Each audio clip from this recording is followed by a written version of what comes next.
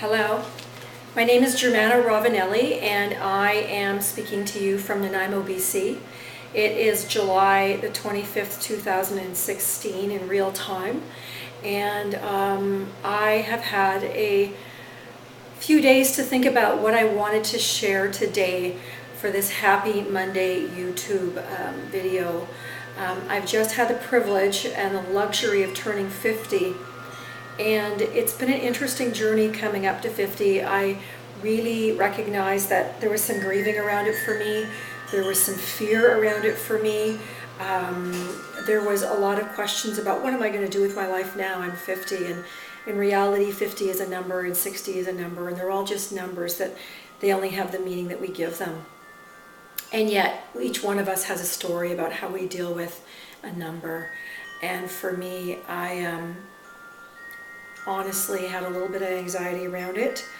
I don't have a strong connection with family, so a lot of my friends really rallied and just treated me so well, and I'm really grateful to the people that take time to care for other people as well as themselves, which is this focus for today. How do we look after ourselves in this very, very intense world that we live in, with lots of crisis and lots of chaos and lots of illness in many forms.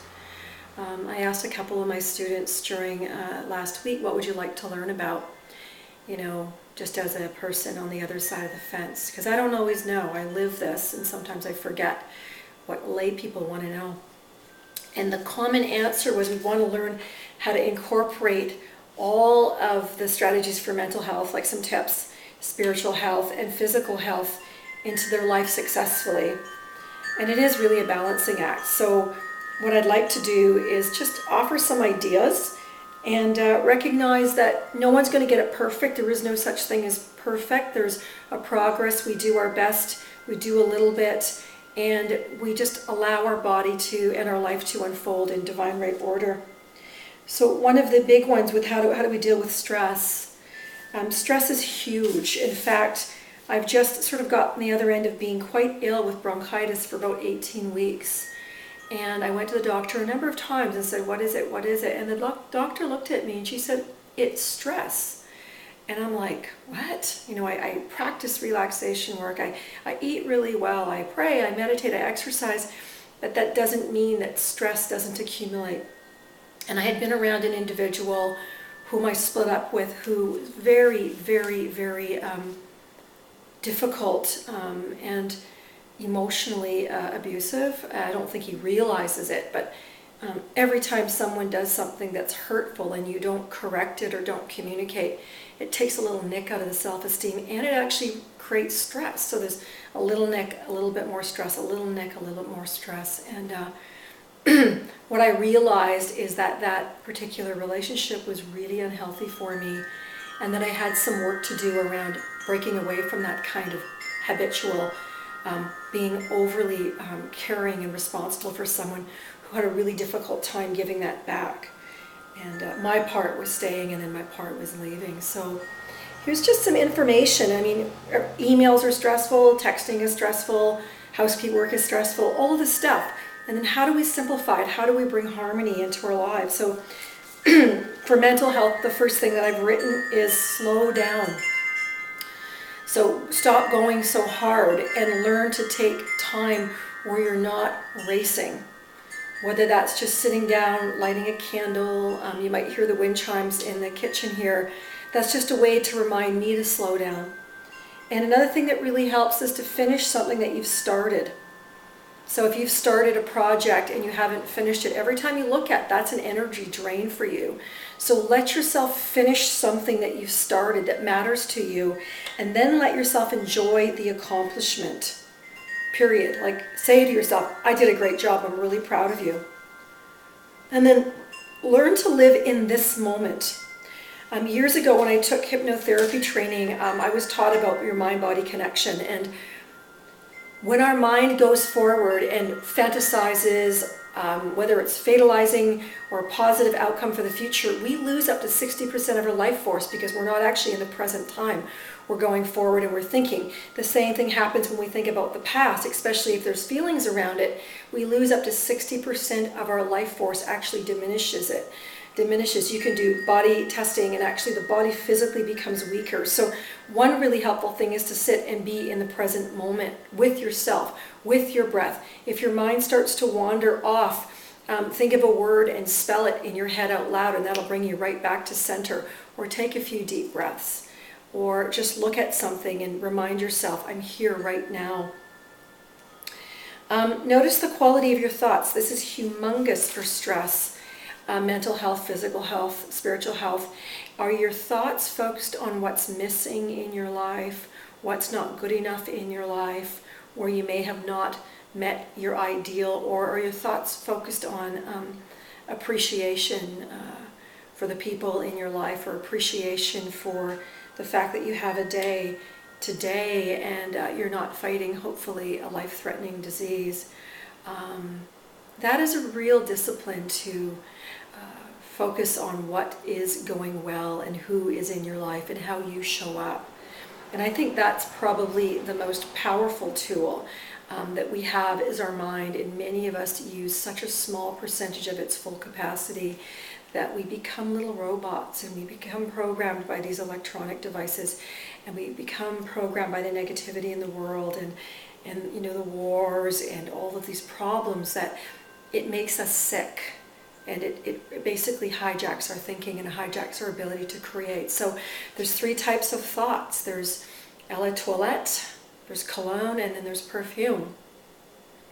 Most of us are stuck in the eau de toilette zone, and then when we move to those other higher quality of thoughts, such as I allow good into my life, I believe that I'm a lovable, worthwhile human being, and I appreciate the gift of today. Those are very high quality thoughts, and they are like prayers. Some people talk about prayer and meditation and, you know, it being sort of an esoteric thing or a religious thing, and it is whatever it is to you, but how we live our life is a prayer. What we allow to rent space in our head is a prayer, and it manifests into behaviors, and it manifests into our body, and it manifests into our health. So if you're with someone who's irritating and negative, your way to deal with that is notice what you like about them, or to even pray for them. Pray that they get what they need or what they want out of their life and let go, instead of wanting to hurt them. If you're wanting to hurt them, the only person that's going to end up with problems you'll be the one that becomes sick. And spiritual health, those are tied together. First thing is to create a spiritual practice.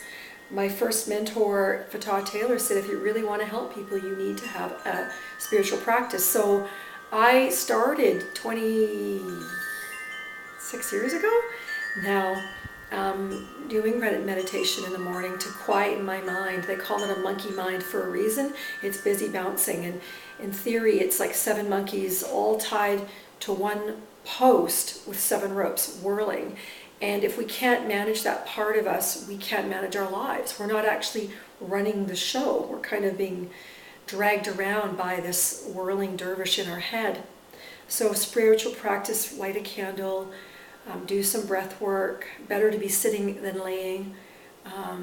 If you want to learn a spiritual practice and you don't have one, you can go on YouTube and get like a meditation. Or if you want a teacher, I'm more than happy to be of service to you to develop a spiritual practice to help you reprogram your subconscious so that you have a healthier life. And another thing for spiritual is we need to slow down. Again, slow down, operative word. We need to listen to our intuition. Often we're very, very intelligent. The fellow that we split up a few months ago, I knew when I first met him, run like your hair's on fire. And he kind of sucked me in and seduced me, and I got kind of curious. Maybe you are a nice fellow, and there's parts of him that are nice, but it wasn't a good fit. But I gave a year of my life, and I learned what I learned, and I can take that as a gift. And thank him for the gifts, and thank myself for my part.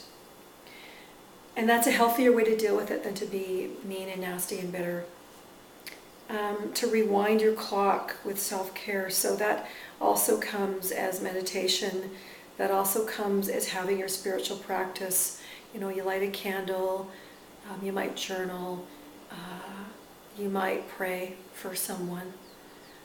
But you need to be in good feelings for yourself in life. You need to feel safe. You need to feel loved.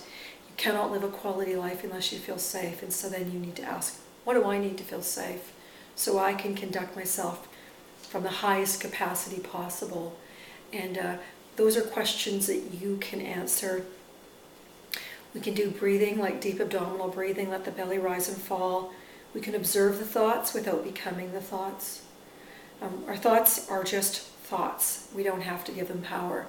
But if we believe we are our thoughts, we're in trouble, because our thoughts can be pretty dark.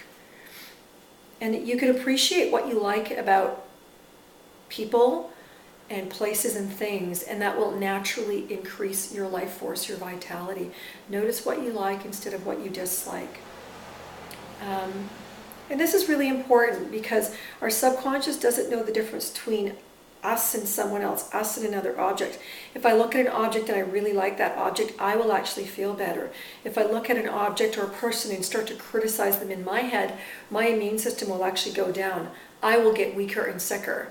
So it's always in my best interest and yours to notice what you like about a person, about a situation, about a thing, and just notice if your feelings change, if you actually feel better. And this is really important. This goes right back into notice what you like. Stop judging yourself if you can, and stop judging others. Just be in a place of witness. That in itself will probably give you 80% more life force, because you won't be in fear. The mind loves to judge, and when we judge, we go into fear, and then we go into attack. And we're not showing up as authentic people. We're showing up as little robots, ready to wage war. Another thing is to notice how we are similar as people. Like I've heard people say, you know, I've had a bad day, or this has happened to me, or I'm sad, or I'm this, or I'm that, or I'm afraid. And I just look and go, yeah, me too. We all go through stuff. We'd be lying if we didn't own that. And then some physical things that we can do to look after our body. I mean, I'm quite fortunate is that I've worked in the fitness industry for 32 years. I've made some good choices. I've made some crappy choices. Welcome to life. But how do we help ourselves be physically active? A lot of people really struggle with it, and they use exercise as a form of punishment.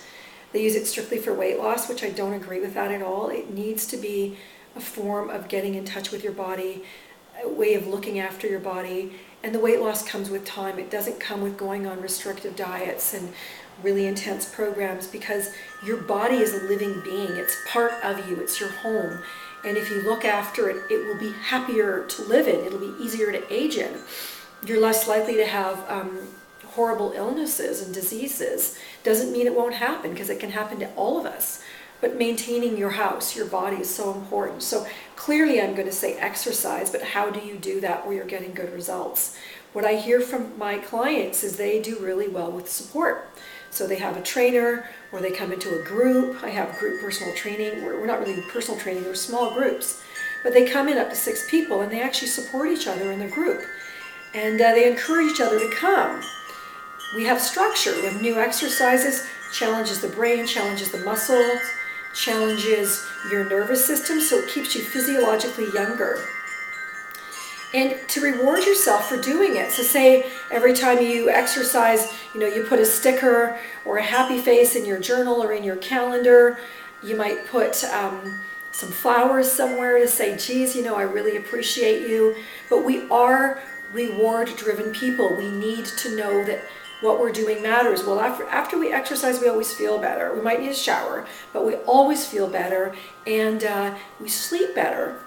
And another thing that was shared is that they like to record things in their journal or their calendar every time that they work out, that there's accountability for something that they do. And these are people that have been working out with me for 8 years, 5, 6, 7, 8 years.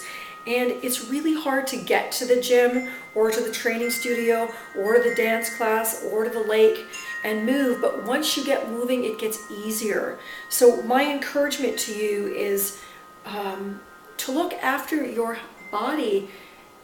Even 30% of the energy you look after your physical house. You'd never neglect a mortgage payment. You'd never, I hope not, you'd never neglect, doing the laundry and all those things. Well, those are physical things for the house that you live in, and yet the house that you live in is really your body. So we will want to do strength training. It's much more effective long-term than cardiovascular training. And learning how to strength train well is really, really important. So physical health and mental health are inseparable. So you could be having a really bad day. You could be struggling with a child that's a drug addict, and your life is crazy. And then you go, how do you deal with that? Well, you need to look after yourself first, because you'll never be of any help to anybody unless you're well. So you get a commitment into a program, whether it's with me or somebody else, but you sign up and you show up. And the results are you'll be happier, believe it or not. Life will be easier. You'll be able to deal with stress better. You'll be nicer to others as well as yourself, because you're actually taking time to fill up your own cup. You're taking time to say your needs matter. You'll sleep better, which is huge. You'll have more confidence. You'll actually get more done because you'll be more focused. And you'll eat better as a rule. You'll be able to eat more without gaining weight. And you'll feel better in your own skin, because you'll actually be in your body. You won't be in your head going, this whirling seven monkey thing. You'll be back in the physical body, getting in touch with a different kind of intelligence. Most people are in their body from the neck up, and that is hell. Learning how to get into your body and feel safe in your own body is breaking away from hell, is getting out of jail per se. And when we look after ourselves, we have better relationships. The relationship that we have with ourselves is the same relationship we're going to have with others. So if we're kind to ourselves and kind and compassionate to ourselves, it's easier to be that way with another individual. So I am hoping that some of these suggestions resonates with you, and you, like me, go on the journey of self-care one day at a time, 1 minute at a time. Reach out, ask for help, let people help you. And from that place of having your cup full, you might be able to inspire somebody else to take care of their precious body. Remember that our bodies are the only thing that we keep until we're dead.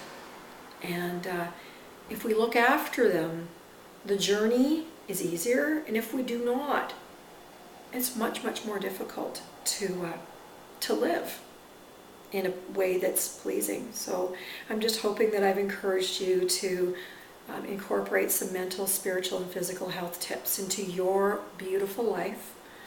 And please feel invited to contact me if you have questions about some training, whether it's mental training or physical training or some spiritual work. I'd be happy to be of assistance. Until next week, next year, another day, have a wonderful day. Bye-bye.